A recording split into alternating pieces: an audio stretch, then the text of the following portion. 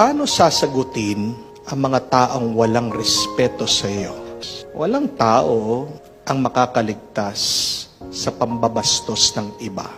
Matanda ka, may sasagot sa iyo. Matalino ka, may hindi makikinig sa iyo.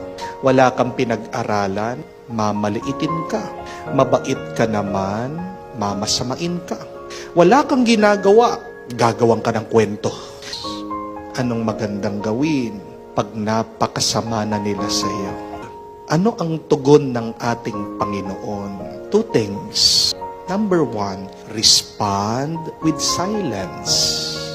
Tumahimik ka. Your superpower is your silence. Nagsalita ba si Jesus? May sinabi pa siya? Nung tinutulak siya? Nung pinapatay siya? Wala.